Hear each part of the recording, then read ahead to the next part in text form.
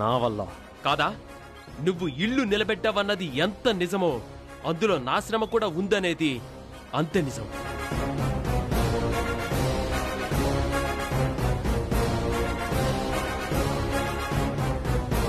నువ్వు బిజినెస్ లో నెంబర్ 1 గా ఎదిగావన్నది ఎంత నిజమో ఆ అంకెల్లో నా రవ్వంత కష్టం కూడా ఉందనేది అంతే నిజం.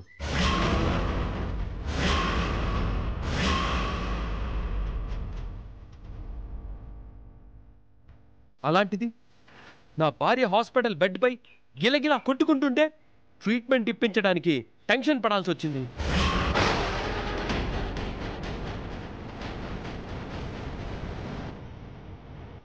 $2 లక్షలు కట్టడానికి నేను దిక్కులు చూడాల్సి వచ్చింది. ఎందుకు? నేను హాస్పిటల్ సిబ్బందితో మాట్లాడానని నీకు తెలీదా? క్షణంలో ట్రీట్మెంట్ చేయించానని నీకు తెలీదా? అదే నాకు అర్థం కాని విషయం. రాత్రి పగలు నీ పక్కనే ఉండి నీతో కలిసి కష్టపడే నా దగ్గర 2 లక్షలు కూడా ఎందుకు లేవు?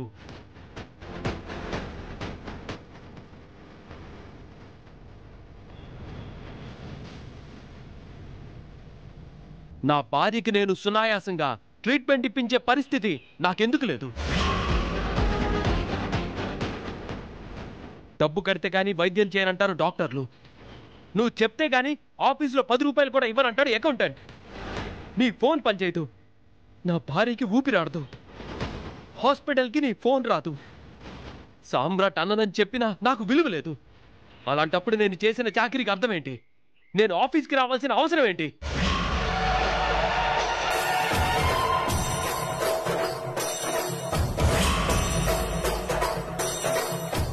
అమ్మా భవాని, ఏమండి రఘుపతి గారు, విన్నారా మీ పెద్ద కొడుకు ఏమన్నాడో?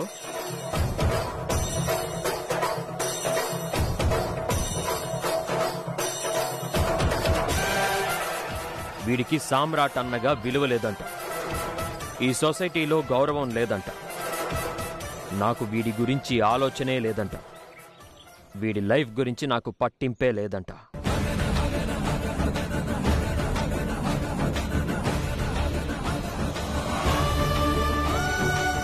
రై చక్రి, నువ్వు చెప్పిన అన్నిటితో పాటు నీకు బ్రెయిన్ కూడా లేదని తేలిపోయిందిరా.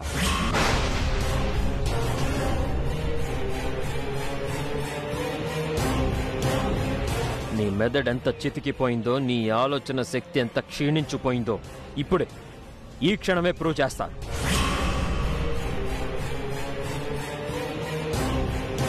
శ్రీవల్లి, పైన లాకర్లో ఫైల్ ఉంటుంది, తీసుకురా.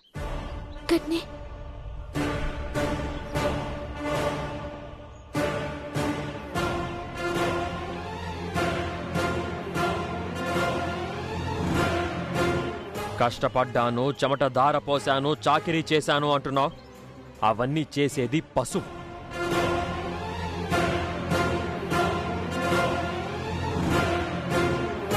దానికి శ్రమించడం తప్ప ఆలోచించడం తెలీదు. కానీ నువ్వు మనిషివి, ఆవేశపడే ముందు ఆలోచించడం కూడా తెలియాలి.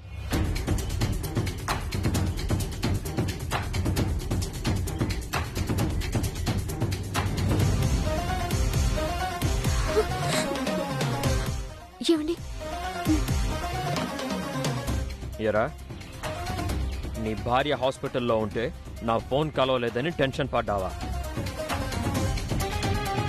నా ఫోన్ రాలేదని విలవిల్లాడిపోయావా? నీ భార్య బతుకుతుందో లేదో అని భయపడ్డావా?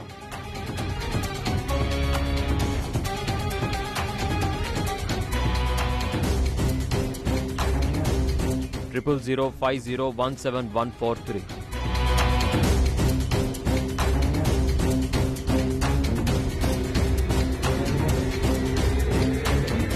ఈ నెంబర్ ఏంటో నీకు తెలుసా? నేను వదిన పేరు మీద హెల్త్ ఇన్సూరెన్స్ చేయించిన హెల్త్ కార్డ్ నెంబర్ ఇది.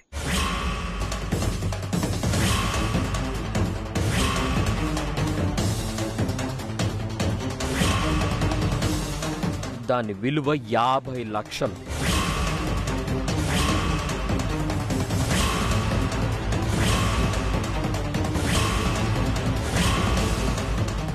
ఆ హెల్త్ కార్డ్ నెంబర్ తీసుకెళ్లి హాస్పిటల్లో వాళ్ళ మొఖాన కొట్టుంటే నీ భార్యకి VVIP ట్రీట్మెంట్ దొరికేది.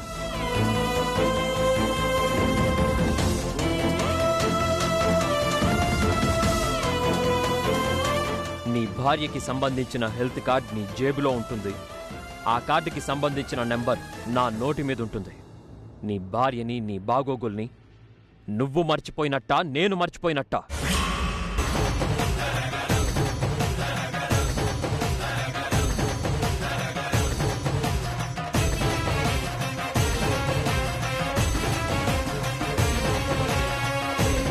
యాభై లక్షల విలువైన హెల్త్ కార్డ్ని నీ చేతిలో పెట్టుకొని ఫారెన్ డెలిగేట్స్తో మీటింగ్లో ఉన్న నా ఫోన్ కాల్ కోసం ఎదురు చూశాను అంటున్నావు. నిన్ను ఏమనాలి? ఏ పేరుతో పిలవాలి?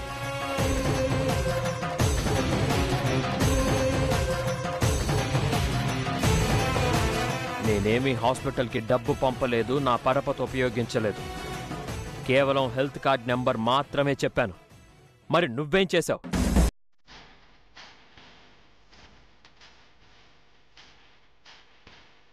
ఆలోచించడం మానేసి ఆవేశపడ్డావు. ప్రయత్నించడం మానేసి టెన్షన్ పడ్డావు. అందుకు నీ బ్రెయిన్ మ్యూట్ అయింది, సమస్య పెద్దదైంది.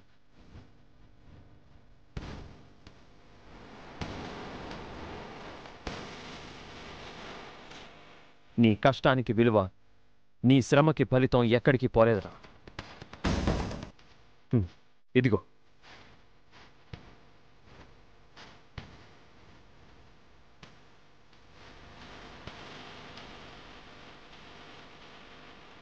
ఇన్నాళ్ళు నువ్వు చేసిన ప్రతి పనికి ఫలితంగా నీ పేరున, వదిన పేరున కొన్న ఆస్తులు.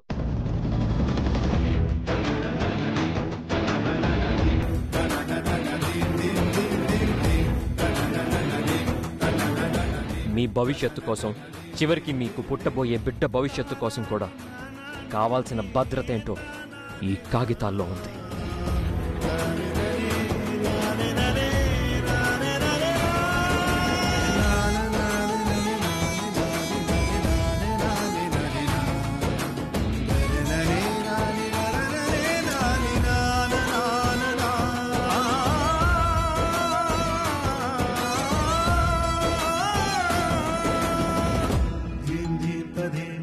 నాకు డబ్బంటే గౌరవం ఉంది, ఆశ లేదు. ఈరోజు మనం సొసైటీలో ఇలా నిలబడ్డానికి నా 10 ఏళ్ల జీవితాన్ని పణంగా పెట్టాను. మళ్ళీ మొదటి మెట్టుకు రావడానికి నేను సిద్ధంగా లేను.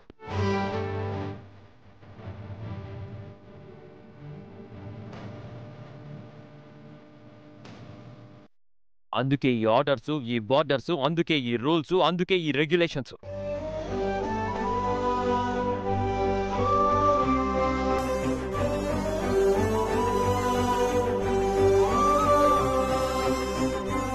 పట్టాల మీద నడవని రైలు, 10 మంది అజమాయిషీ చేసే ఇల్లు నిలబడవు, కూలిపోతాయి. గుర్తుంచుకో.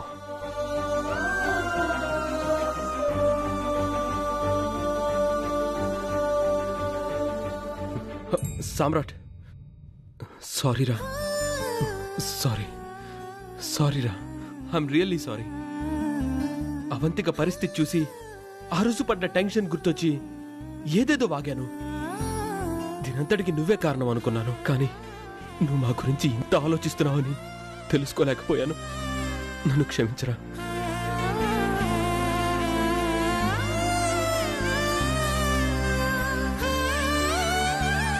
మా గురించి కాకుండా మాకు పుట్టబోయే బిడ్డ గురించి కూడా ఇంత భద్రత కల్పించావంటే నేను నీ అన్నయ్యని చెప్పుకోవడానికి నిజంగా గర్వపడుతున్నానరా. బుద్ధి గడ్డి తిని ఏదేదో ఊహించుకున్నాను. క్షమించానని ఒక్క మాట చెప్పురా తమ్ముడు. బుద్ధి గడ్డి తింటేనే మనిషి పశువు అయ్యేది. కంగారుకు అలవాటు పడితేనే ఆలోచన చచ్చిపోయేది. నేను ఆఫీస్కి వెళ్తున్నాను, వెళ్ళి రెడీ అయ్యిరా.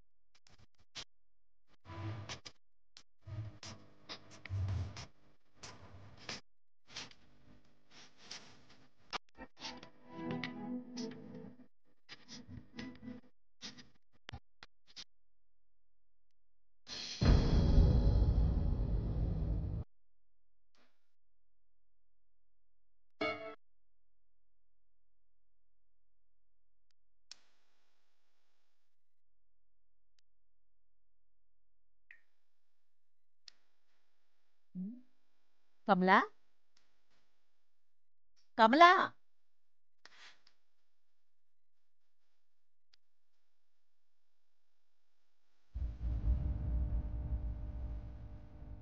కమలా కమలా ఆ! ఏందే ఏమైంది నీకు కోపం మాడిపోతుంది అక్కడ అయ్యో ప-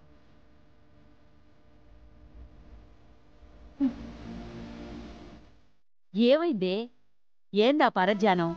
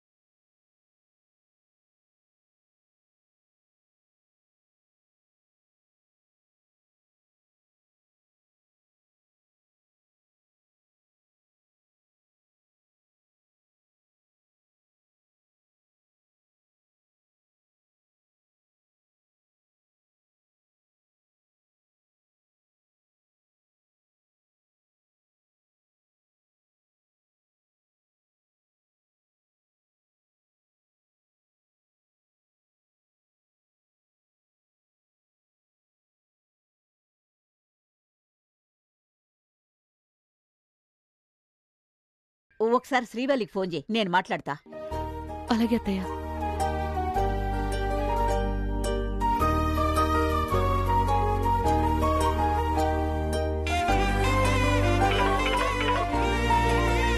అమ్మా శ్రీవల్లి, ఎలా ఉన్నావమ్మా? నాకేందమ్మా, నేను మంచిగానే ఉన్నా. ఊరికెళ్ళి ఖాళీ అయినాక ఫోన్ చేద్దామనుకున్నా. పనిలో పడి మర్చిపోయినా అమ్మా. అది సరే గాని అల్లుడు గారు ఎలా ఉన్నారు? మంచిగానే ఉన్నారమ్మా. సరిగ్గానే ఉన్నారు కదా? గదేందమ్మా గట్టడుగుతున్నావు? ఇటీ శ్రీవల్లి బామ్మా ఎట్లున్నావు? గీ ముసల్దాని పానం ఎట్లుంటే ఎందు గాని గా బొంబాయిది గా దొంగ సోపతి పట్టినాదంట గదనే. మనమడేమన్నా గుస్సా అయినడా? దానిమీద కోపంతోని నీ తానేమన్నా ఎడమొహం పెడమొహంగా ఉంటున్నాడా? ఏ గదేం లేదే బామ్మా. గైనా కోపానికొచ్చేటోడే అయితే వైజాగ్లో నందుని చూసినప్పుడే నా మీద కోపడుతుండే. కాని గైనా సమ్మత్ చేసుకున్నడితే గాడ మీరిద్దరూ ఎట్లున్నారు అని మేమీడ పరేషాన్ అవుతున్నాం బిడ్డా. బామ్మా గవన్నీ దమాక్లో నుంచి తీసేయండి. నందుకి ఏం దుర్బుద్ధి పుట్టిందో గా జ్వాల దగ్గరికి పోయింది. ఏదో దినం గా జ్వాల గురించి తెలుసుకుంటది. మీరేం పరేషాన్ కాకుండ్రి. గదేనే, అది చెప్తే ఇనేటట్టు లేదు. దాని పట్టు దాందే అయిపోయింది. ఎవలెట్లుంటే ఏం గాని మీరిద్దరూ మంచిగుండాలి బిడ్డా. బామ్మా నీకు చెప్తున్నా, నువ్వు అమ్మకు చెప్పు. ఆయనకి నందు అంటే కోపం, నేనంటే కాదు. మంచి చెడు నందుకే తెలవాలి, తెలుస్తది. నన్నుకైనా ఎప్పుడు మంచిగానే చూసుకుంటుండ్రు, అర్థం చేసుకోండ్రి. గట్లనే గట్లనే బిడ్డా. సరే నేనుంటా, నాకు జరంత పనుంది. అత్తయ్య, శ్రీవల్లి, ఏందమ్మా? ఏదున్నా మనసులో దాచుకోకమ్మా. కాస్త నాతో చెప్తూ ఉండు. గంత అవసరం నాకేముందమ్మా. నువ్వు గట్ల రంది పెట్టుకోకు, నేనుంటా. కమల, శ్రీవల్లి చెప్పింది ఇన్నాక మనం పరేషాన్ అయ్యేటట్టుగాడేం లేదు. నువ్వేం బాధపడకు. హ్మ్.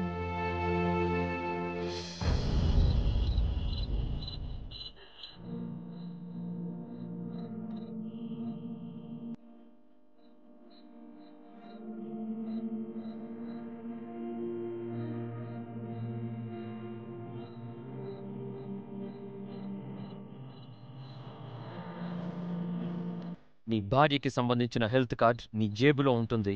ఆ కార్డుకి సంబంధించిన నెంబర్ నాకు నోటెడ్ అయి ఉంటుంది. నీ భార్యని, నీ బాగోగుల్ని నువ్వు మర్చిపోయినట్టా, నేను మర్చిపోయినట్టా? నీ భవిష్యత్తు కోసం, చివరికి నీకు పుట్టబోయే బిడ్డ భవిష్యత్తు కోసం కూడా కావాల్సిన భద్రత ఏంటో ఈ కాగితాల్లో ఉంది.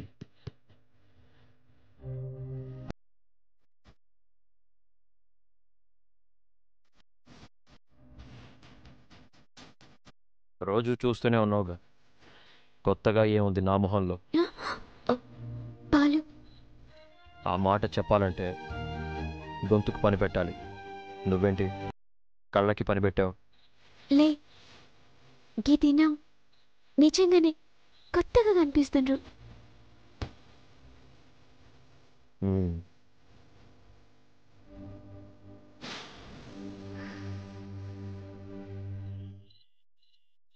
ఎందుకు అలా అనిపిస్తుంది?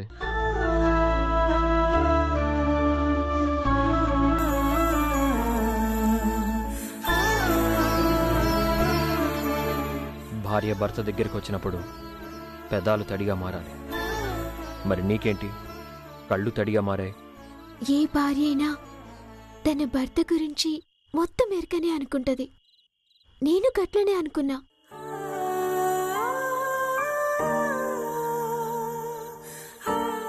మీ మనసుకి తగ్గట్లే నడుస్తున్నా. కానీ నా భర్తలో నాకు తెల్వని ఇంకో గుణం ఉందని, గా గుణం కోట్ల ధనమని ఎరికైనప్పుడు గా సంబరం అంతా ఇంత కాదు. గా గుణం ఇయాల చూసిన. జరుగుతున్న పనిని, ఆ పని చేసే నా మనసుని ఒకరు గుర్తించాలి అనుకోను. ఎవరైనా నన్ను ఫాలో అవ్వాలి అనుకుంటాను. నిజమేనండి, అందరూ మిమ్మల్ని ఫాలో అయ్యిండ్రు. కానీ మిమ్మల్ని గుర్తించలేక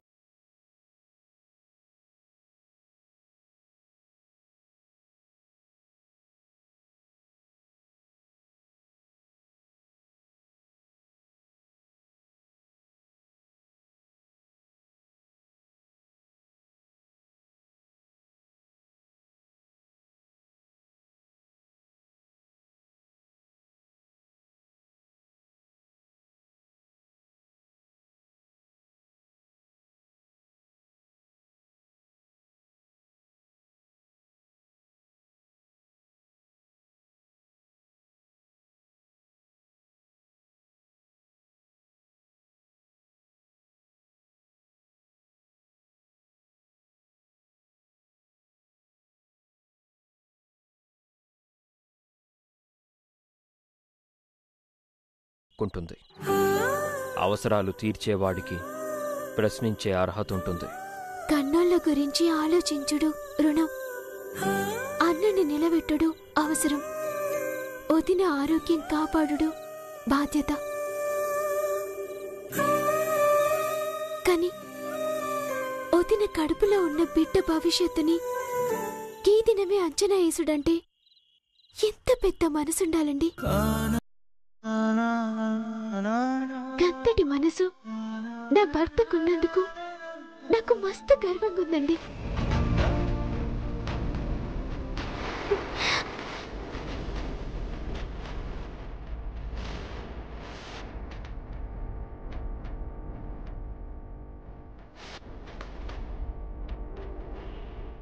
ఈ పొగడ్త నీ మనసులోంచి వచ్చింది, కానీ అది నా దగ్గరికి రాకుండా మధ్యలోనే ఆగిపోయింది.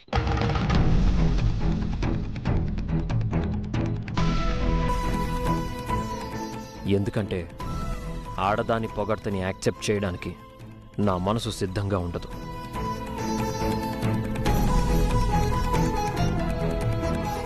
కట్టుకున్న భార్య పొగడ్తో తోడబుట్టిన వాడి విమర్శో నా కంటికి కనబడదు శ్రీవల్లి. గెలుపొక్కటే నా కంటికి కనబడుతుంది.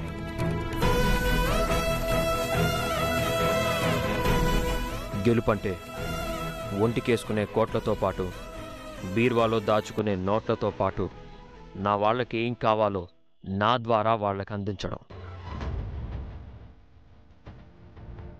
అదేం త్యాగం కాదు, నా గెలుపులో ఒక భాగం మాత్రమే. ఏవైతే ఉంది నా దృష్టిలా, ఈ కుటుంబం దృష్టిలా మీరు దేవుడే. కానీ నువ్వంటున్న ఈ దేవుడు నీకంటూ ఏమీ ఇవ్వలేదు, ఏమీ చేయలేదు. ఎప్పుడు ఎవలకు ఎటువంటి బరాలనివ్వాలనో ఈ దేవుని కెరకనే. అయినా ఇంతటి మీరుండగా నాకింకేం అవసరం లేదండి. నువ్వు చెప్పే మాటలు భ్రమ, నేను ఆలోచించేది ప్రాక్టికల్. ఈ రోజుల్లో కాపురాలు కూడా కరెన్సీ నోట్లతోనే ముడిపడున్నాయి. ఏమండి,